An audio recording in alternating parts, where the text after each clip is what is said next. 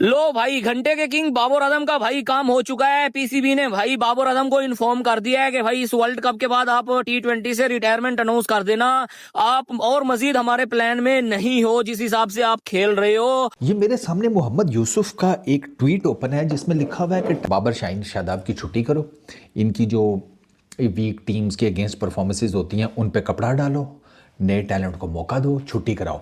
10 साल हो गए इस आदमी को देखते हुए। इतना गंदा, इतना बड़ा घंटा है ये आदमी, इतना बड़ा काली पहाड़ी का नेवला है। इससे गंदा प्लेयर मैंने अपनी जिंदगी में नहीं देखा बाबर आजम से। और पाकिस्तानियों से ढीठ मैंने कौम नहीं देखी कि बार बार उसको T20 में लेके आते कि नहीं शायद अब चल जाए, शायद अब चल जाए। वो कहता है अभी भी नहीं चल। भाई यही बात तो हम पिछले 3 साल से कह रहे हैं कि भाई अब इसके बस की बात नहीं है T20 क्रिकेट खेलना। जबरदस्ती क्यों खिला रहे थे? कितने वर्ल्ड कप भाई बाबर आजम और शादाब और शाहीन के चक्कर में हमने कुर्बान करने हैं। यही टाइम है भाई इन तीनों को जो है ना धक्के मार के निकाला जाए। ये डिजर्व ही नहीं करते हैं पाकिस्तान की T20 में रहना। आपको लगता है बाबर रिटायर तो नहीं हो जाएगा T20 से? हैं? जैसा हो रहा है उसके साथ बकौल आपके, मैं बाबर तो नहीं हो जाएगा? मैं बाबर को यहाँ मशवरा दे रहा हूँ एक, रिटायर होने की सोचो भी मत। आओगे पाकिस्तान टीम में वापस। जो लोग आपको पीछे करना चाह रहे हैं आएंगे आप वापस, आओगे आप T20 क्रिकेट में ही आओगे वापस। ये भी आएगा वापस, रिजवान भी आएगा और शाहीन भी आएगा। ये तीनों पाकिस्तान टीम में T20 में वापस। शोएब भाई ये बाबर आजम को मुझे, मैंने आपको ज्यादा क्लोजली जानते होगे, आप पाकिस्तान को देखा होगा आपने।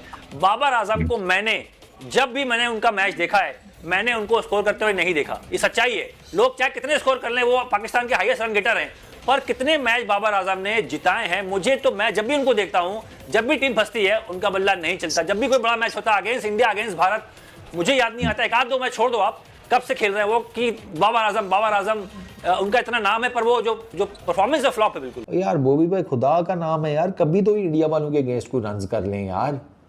हम तो आस में ही बैठे रह गए अभी तक यार। दिल तोड़ देते हैं आप यार बॉबी भाई कसम से। आज के मैच में कुछ करने का टाइम था, उसमें भी आपने कहा कि मैं तो नहीं कर रहा हूं, जिसने खुद करना है कर ले। As a senior player the only way आप अपनी जगह को जस्टिफाई करते हैं टीम में जब आप मैचेस जिताते हैं, और वो भी बड़ी टीम के अगेंस्ट। वो अनफॉर्चुनेटली हमारे अभी प्लेयर्स नहीं कर पा रहे।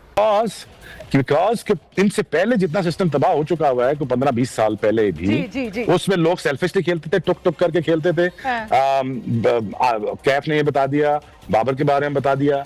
आप और के बड़ी परफॉर्मेंसेस उठा के देख लें बड़े मौकों पे यार। हम तो लाख के क्राउड के सामने खेलते थे, इंडिया में आके खेलते हैं, इंडिया आके में जीते हैं, शारजाह में जीते हैं, दुनिया में जीते हैं, हारे हैं, मारे हैं। लेकिन वो टीम वो चीजें खत्म कर दी हैं। आप बच्चे ऐसे हो गए हैं जैसे बेचारे 9 बजे के बाद तो ये होटल से बाहर ही निकल सकते हैं। इस तरह बाबर आउट हुआ है, यानी कि मैं वो बाबर से ये एक्सपेक्ट नहीं कर रहा था कि बिल्कुल क्रॉस सामने की बॉल को क्रॉस मारने चला जाएगा। आई मीन ये वो सारे सीनियर प्लेयर हैं जिन्हें परफॉर्म मेरे ख्याल में जिम्मेदारी बनती है उनके करने। आप हारते हो सवेरा, आप हार जाते हो, लेकिन इस तरह तो कोई नहीं हारता ना, वन साइडेड तो नहीं हारता ना कोई। कहने को बाबर आजम और शाहीन अफरीदी पाकिस्तान के 2 सुपरस्टार्स हैं जिनकी कारकर्दगी के ऊपर हम बात किए बगैर सीना तान कर कहते हैं कि हमारा बैटिंग में बाबर आजम है, बॉलिंग में शाहीन अफरीदी है। लेकिन यही वो 2 खिलाड़ी हैं जिनकी कारकर्दगी देखते हैं तो हम शर्मा जाते हैं। हमें समझ नहीं आता कि क्या यही बाबर आजम है या वही शाहीन अफरीदी है जिसके किस्से हम सुनाते हैं लोगों को, जिनकी बैटिंग और बॉलिंग की बातें करते हैं। अगर 1 मैच, 2 मैच, 3 मैच की बात हो तो तब भी ठीक है, लेकिन ये खिलाड़ी मुसलसल नाकाम हो रहे हैं। अब बाबर आजम की अगर हम बात करें तो लगता ऐसा है कि बड़े मैचेस का वो प्रेशर बर्दाश्त ही नहीं कर सकते हैं। T20 वर्ल्ड कप के मैचेस हों और या फिर किसी बड़ी टीम के खिलाफ मैच हो तो उनके बैट से रन्स निकलते ही नहीं हैं।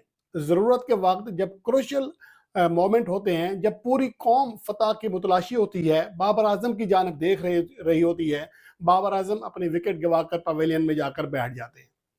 और दूसरे शाहीन अफरीदी जिनकी किस्से हम सुनाते हैं, जिनकी बातें करते हैं कि पावर प्ले का या पहले ओवर का मेन बॉलर है, विकेटें उड़ाता है, लेकिन वही खिलाड़ी हमारे लिए सबसे कमज़ोर कड़ी, हमारे सबसे कमज़ोर मोहरा साबित होता है। अब शाहीन अफरीदी की अगर बात करें तो सिर्फ 1 मैच के नहीं, गुज़िश्ता 5 मैचेस में देख लें, हर मैच में पावर प्ले में चाहे नीदरलैंड हो, चाहे USA हो, चाहे इंडियन बैटर हो, कोई भी टीम हो, इनको मारती है। इनको हलवा समझकर खेलते हैं, इनको ईजी होकर खेलते हैं। तो फिर वो क्लास कहाँ गई? वो शाहीन अफरीदी का रोब दबदबा कहाँ गया? एक तरफ कल के मैच में इंडिया पहले ही ओवर में अभिषेक शर्मा की कीमती विकेट गिरा चुका है। ओवर में सिर्फ 1 रन बना, अगले ओवर की पहली ही गेंद पर ईशान किशन उठाकर छक्का मारते हैं। तो ये हमारे मैन बॉलर का हाल है। ये दोनों ऐसे खिलाड़ी हैं कि जिनके हम सिर्फ नाम के ऊपर चला रहे हैं इनको, इनकी कारकर्दगी अब बहुत ज़्यादा नीचे हो चुकी है।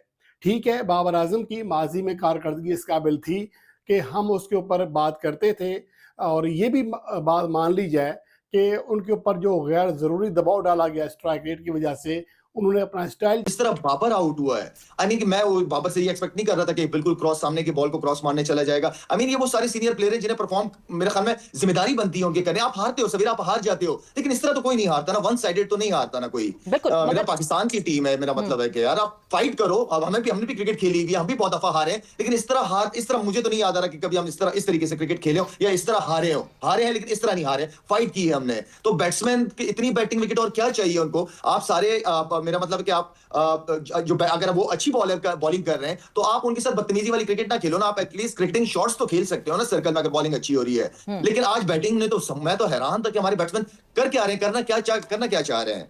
बिल्कुल, बैटिंग ने तो बिल्कुल डिसअपॉइंट किया, मगर मोमेंटम शायद बॉलिंग से ही पहले ही मोमेंटम टीम इंडिया के पास था और वो कैरी फॉरवर्ड करते हुए हमारी बैटिंग पे भी उसका असर हुआ। मगर शायद जहां आपने कहा कि आधा तीतर आधा बटेर, आज तो मुझे लगता है कि आधे तीतर और आधे बटेर ज्यादा चल गए। जो हमारे मेन स्ट्राइकर्स थे, यू नेम इट, बॉलर्स में, यू नेम इट, बैटर्स में, कोई भी हमारे जो स्पेशलिस्ट बॉलर्स थे, हमारे स्पेशलिस्ट बैटर्स थे, उन दोनों ने कुछ नहीं करके दिखाया। सारे तो हमारे ऑलराउंडर्स ने किया आज।